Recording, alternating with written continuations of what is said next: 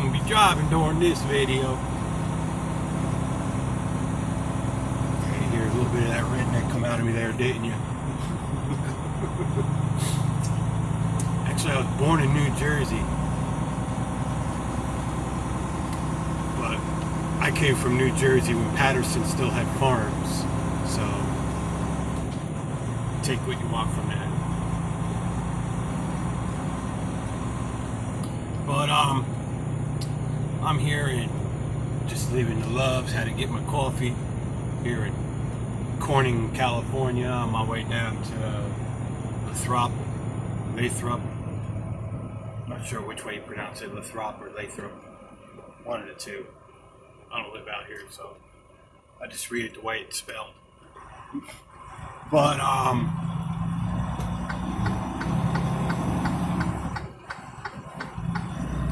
you know, I'm sure a lot of you guys watch the Trucker's Coach. If you're watching this, you probably watch the Trucker's Coach too. I watch the Trucker's Coach. I agree with him on some things and I don't on others. But he just did a video about, truckers talking about striking and this and that. I agree with him about, definitely why now's not a good time to strike. There's other reasons why it's not a good time to strike. I mean, it's just, we'd lose a lot of face if we decide to strike now. I mean, think about it, the thugs from Black Lives Matter. Not talking about the roots, not talking about the original, there's two groups. There was the original group, which, I'm very on board with what they believed in.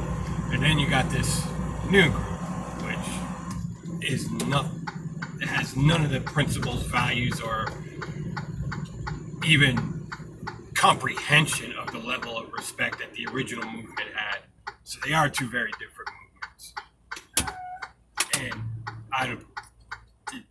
this new movement is just, but we'd wind up looking just like them, and there'd be no respect. So that on itself, I mean, that would should be enough reason for most truckers just to realize now's not a good time to do it.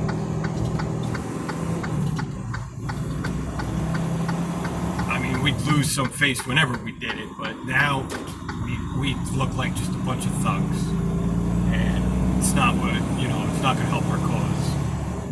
But some guys, they're commenting on there, and I actually commented on one because, a lot of guys keep asking about why aren't we being bailed out? And that's really why, I want to do this video. Because,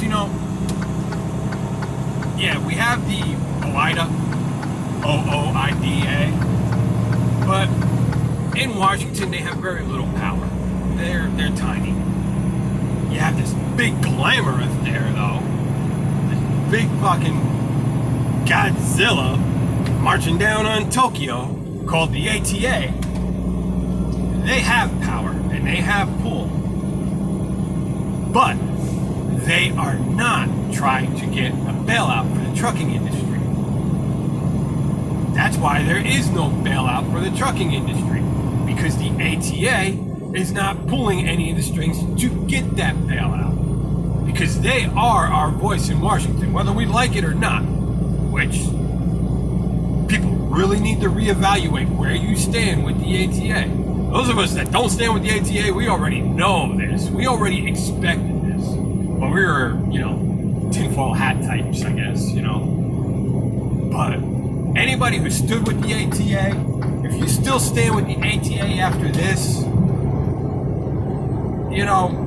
I hope you proudly stand with the ATA so the average American truck driver knows where you stand with the average American truck driver. Because if you stand with the ATA, you do not stand with the truck driver.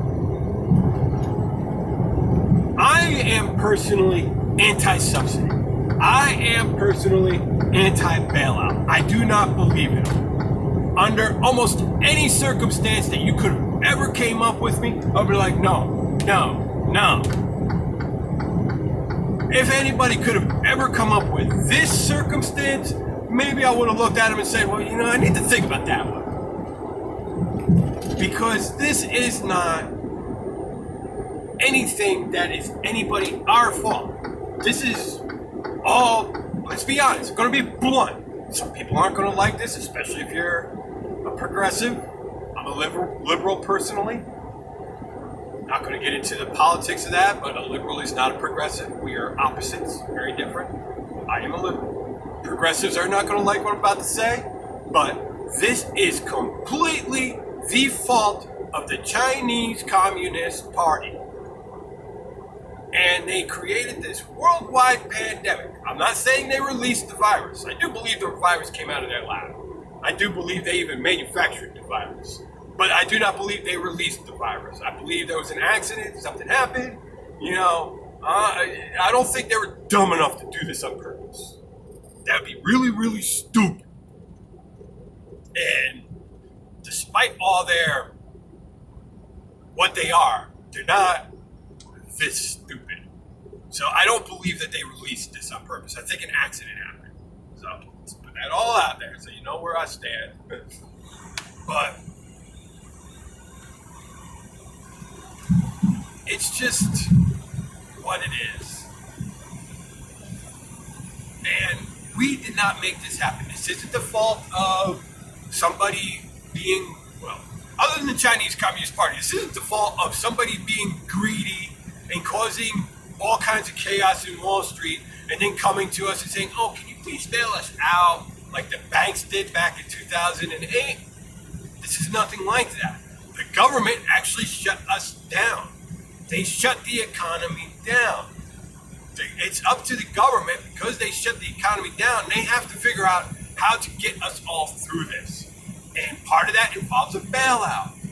So, as anti-bailout as I am, I do believe the average American trucker and the average American owner-operator and the average American small carrier, and to some extent, maybe even some of the mega carriers, not all of them, obviously, because they're just so damn anti-American, they don't deserve any of my tax money, but some of them should all be able to have a bailout. Just like the airline industry, just like the banking industry, just like everybody else. Because, this isn't anybody's fault as far as Americans, including our president. This isn't his fault either. I'm always been critical of Trump when it's time to be critical of him, and I've always stood with him when he does things right.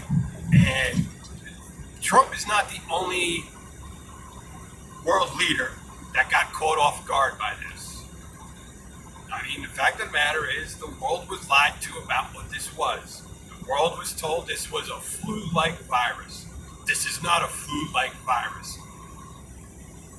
There's some argument about whether or not the WHO helped cover up the Chinese Communist Party's lie. Everything's leaning that way. To be honest, it all looks that way, for sure. I'm not going to say that it is that way, because I'm not going to go into the conspiracy theory of it, but it sure looks that way. But the Communist Party told everybody what this was. Did not tell everybody what this was. Matter of fact, Taiwan, which I guess is still technically a communist-run country, even though they're an independent sovereign company from China with their own currency, their own military, the whole 9 yards, but the WHO refuses to recognize them as a sovereign country, which is a whole nother debacle that's come out of this whole mess. Told the WHO at the end of December that this was transmittable from person to person to person.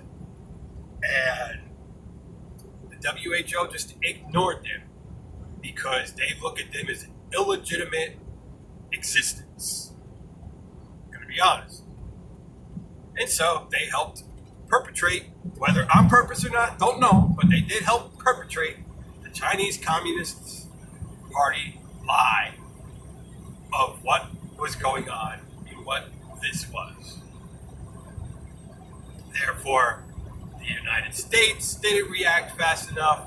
The United Kingdom didn't react fast enough. Ireland, Scotland, France, Spain, Germany, Belgium, Turkey, Pakistan, Iran, Australia, Japan, Taiwan, South Korea, and the list is still building of countries that all are stating united with the United States, or the United States is stating united with them.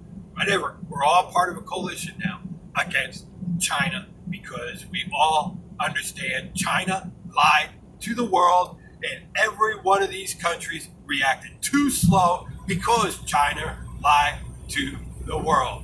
Which, as much as I like bashing on Nancy Pelosi, even she reacted too slow. That's why she was down in Chinatown saying that, oh, look, everything is fine because China lied to the world. Of course, now she's trying to not accept responsibility, which you gotta take that for what it is, hold people accountable. That is the one thing I do hold against Trump for this.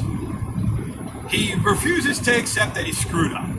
I'm not saying that he's at fault, and I don't expect him to say that he is at blame. But I do expect him to stand up there, because it's one of the things I do respect about George Bush. As much as I did not like Bush number 2, one of the things I did respect about him was that he had a big enough set of balls to get up there and say, you know what? I did what I believed was right. I would do what I believed was right again, but I screwed up. And that's what, it should be, and how it should be. And so, I wish Trump would just get up there and say that. Say, yeah, I screwed up. I should have reacted faster. But this is why I did not. I'm not asking you to take blame for what China did. I want him just to say, I did screw up, and this is why I screwed up. And then they can't hold it against him anymore. Right now, everybody keeps trying to say he's dodging blame, which he's not really dodging blame. He's just not willing to admit that he bought into the Chinese lie. And they're being able to profit on that massively, because they keep making him look bad because of it. So I do wish that, he would come forth and just say, I screwed up. But this is what happened. This is what led to that screw up. And so even though I made the wrong choice, if I had to make that choice all over again, I would still make that choice in the same exact way. Just own up to it. Say, and it's so much more respectful. I respect that so much. I mean, I screw up. And when I screw up, and it's completely my fault, I take ownership of it. And when I screw up, but it wasn't because of something that I directly did, but it was because of a choice that wound up falling into that and making it a screw up, I admit to it. I tell my boss, I'm like, this is what happened. This is what I did. This is why I did it. If I had to do it again, I would still do it again. Because I cannot do things in hindsight until they are hindsight. But, I own it. But at the same time, sometimes there's a reason for a screw up. And when there's a reason for a screw up, and you can explain that reason, and you show it, civilized people can say, okay, I understand that. I would have done the same thing. You're right. You screwed up. We're going to hold you responsible for the screw up, but we understand why it happened. And, okay, we're going to take it from there. We'll figure it out. We'll fix it. And then you all work together to fix it.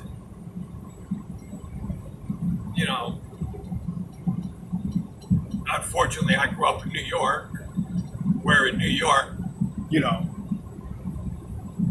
doesn't matter why the screw up happened. If you're the last one in the chain, you're just expected to sit there and hold the ball back.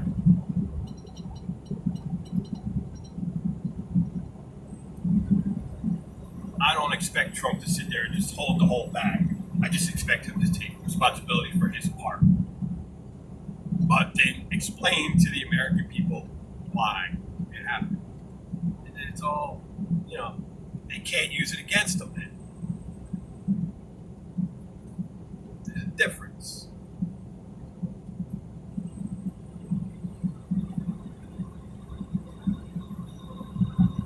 But I will hold the ATA accountable for this.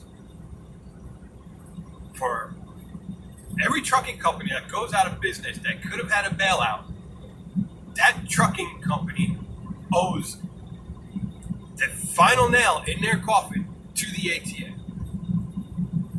It doesn't matter whether they were already failing or not. The final nail in their coffin belongs to the ATA. And everybody needs to remember that.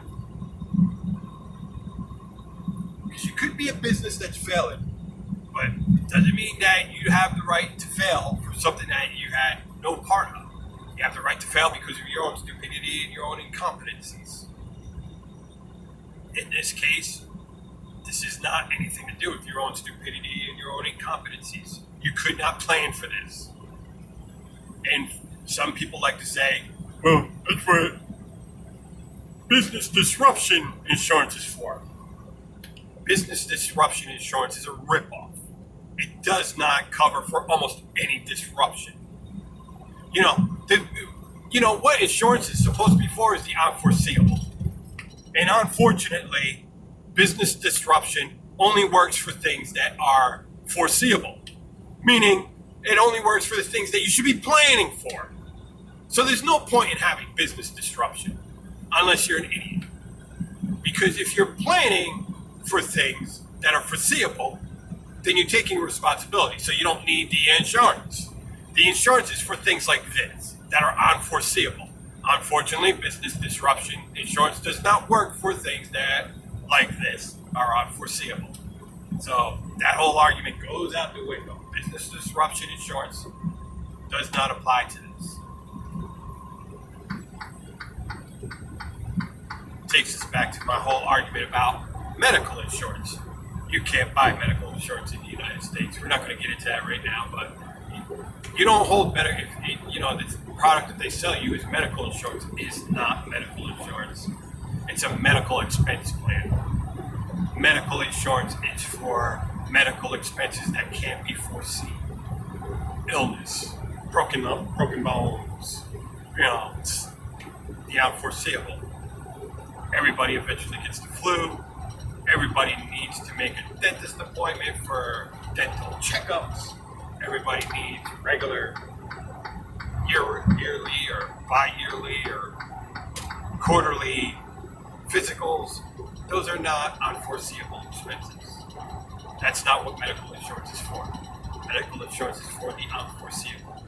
That's why medical insurance in the United States is so expensive, because it's not medical insurance. It's a medical expense plan. Medical insurance would actually be affordable if you were allowed to buy medical insurance. You're not allowed to buy medical insurance. That's the whole problem with all insurance in the United States. Most insurance in the United States is not insurance because it does not cover the unforeseeable.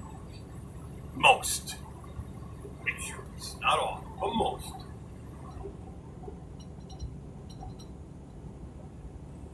But yeah, I know I ranted about some other things here.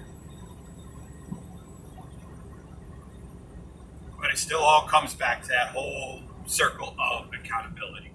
And people need to hold the ATA accountable for what they did to the small carriers with this and what they've done to the independent owner operators with this and what they've done to the average American truck driver with this.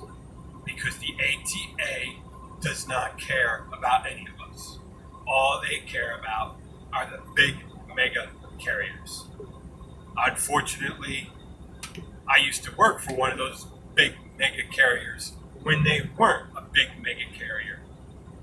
Sadly, they are one of the original founders of the big ATA, though, which kind of saddens me because I hold a lot of pride in when I worked for night transportation. I still have my night transportation jacket right here. I still wear it. I still have my night rucksack. I worked for them for a couple years. I did my whole rookie ride with them. They taught me a lot of good habits. I did my Smith training and certification through them. Did everything that I do in trucking today. Most of my good habits, I learned them all from night transportation. There was a time when night was a really great company. I know, they're just swift now. But there was a time when they were a really great company. And I owe my career to night. And that's why I still hold a lot of respect for night. But it really saddens me that they're one of these big, mega companies that are pulling the strings with the ATA to pull the rest of us down. And it really does. It saddens. It breaks my heart to know that a company that I hold so high as being part of who I am today, that they are so different from who I am today. But I owe everything that I am today, who I am today in this industry, I owe it to them. That's the sad part, because they turned me into the driver that I am. And they put the foundation and the fundamentals of who I am as a driver today. They put those all into me. They used to be a great company. They used to be a company that you could be proud to be part of. There was a time when you could hold your head up and say, "Yeah, I work not transportation." Do it with pride.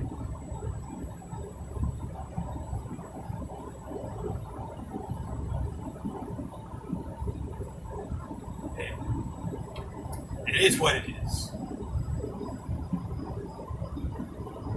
I like to believe, I don't know for a fact, but I like to believe that Michael Knight has nothing to do with night transportation anymore. That, he just sold it out to, the highest bidder, said it's time for me to retire. I don't hold that against him. I would do the same thing if I was in his shoes.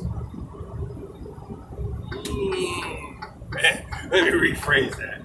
I would try to sell it out to somebody with my principles at least.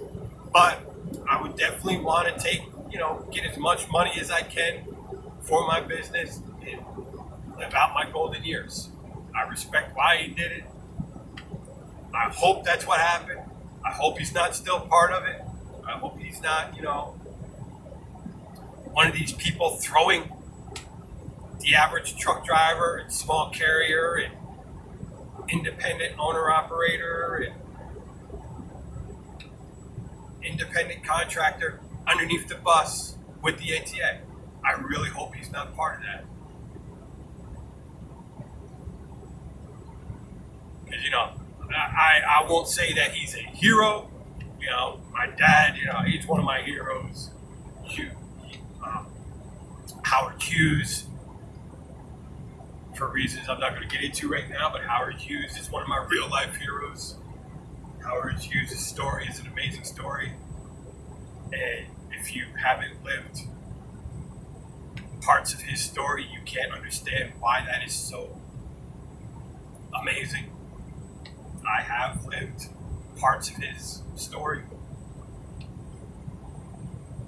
So he is one of my real life heroes.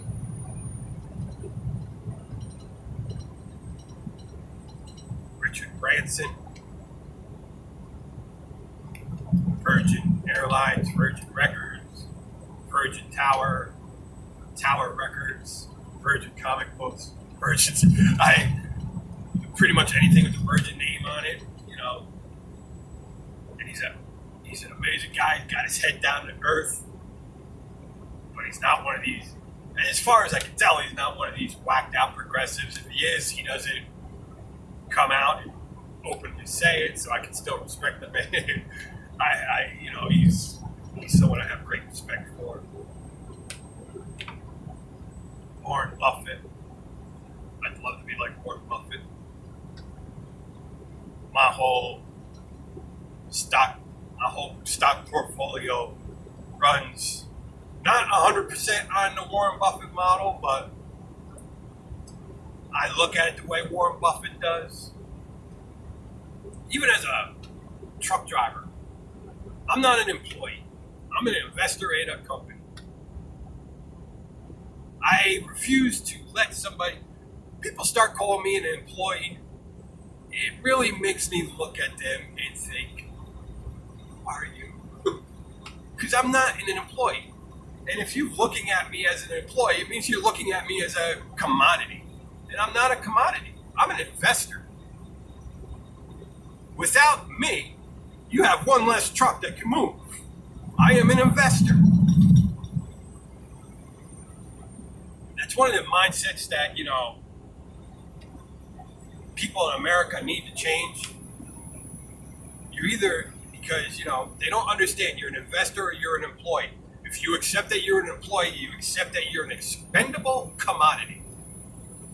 When you accept that you're an investor, you accept that you hold part of that company in your hand, and your actions, you have to take accountability.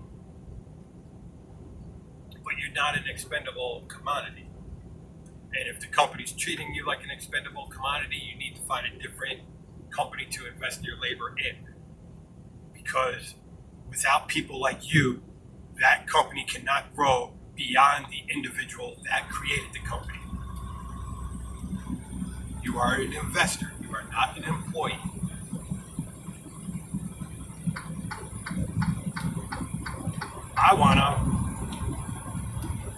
My company that I'm dealing with now, I'm a contractor with them. I'm investing in that company. They're great people. I love them. And they know I want to get a truck. And we've even talked about me getting I told them I really want the truck that I used to drive. But they've made it clear that right now is not the time to be buying a truck. And, my boss has told me that a couple times. But, I keep letting them know that, because when the time does come, I would like to have that opportunity. And they know that I want to stay with them. That I want to be on with them as an owner-operator. Eventually, I'm going to have to find an investor to drive this second truck. Or actually, when I buy my second truck, it's probably going to be the truck I really want. Because then I'll have the money to go out and buy my 99 Freightliner, Classic XL, Big Monster Beast, Extended Sleeper, the whole 9 yards, Big Beast. That's going to be my truck. But then the truck that I will have owned, I will need to find an investor to drive that truck for me. Because I can't drive that truck. So I need somebody to invest in my company to help my company grow.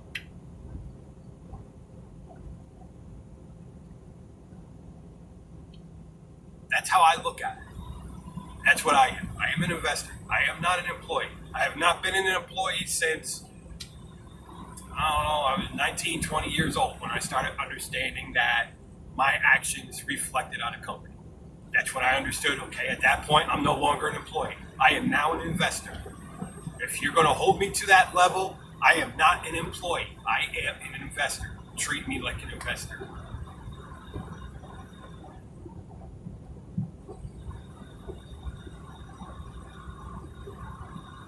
I know I talked about a lot of different things here, but, it's just...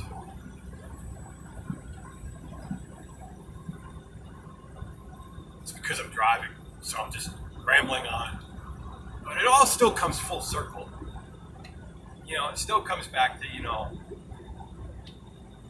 why I have so much disdain for the ATA and why all of us should have so much disdain for the ATA. Because we all need to be in that same mindset right now to hold the people accountable that really threw us underneath the bus. Maybe not so much drop the ball. People that dropped the ball and picked it back up and said, okay, we're going to fix this. That's different. Like I said, multiple world leaders, not just President Trump, multiple world leaders dropped the ball with this outbreak because they were all lied to by China. That's a whole different story. That's dropping the ball. They picked the ball up and they said, we're going to fix this. And they have done their best to fix it. And they have been trying to fix it. And they've been doing what they can do to fix it. So, picking up the ball and taking accountability, that's all fine and dandy. The ATA, though, they continue to throw us underneath the bus. And they have continued to throw us underneath the bus. Because, like I said, they are our voice in Washington. And you need to remember that. They are the voice that we have in Washington. I know I keep repeating it, but it's because you need to understand the ATA is our voice in Washington, which means it is the ATA that needs to be in there asking for the bailout for the trucking industry. And the ATA is not asking for the bailout for the trucking industry. And you need to understand that there are big mega carriers pulling the strings of the ATA. And therefore, if you are a member of the ATA and the ATA is not helping you right now by asking for a bailout for the trucking industry, you need to understand the ATA does not represent you.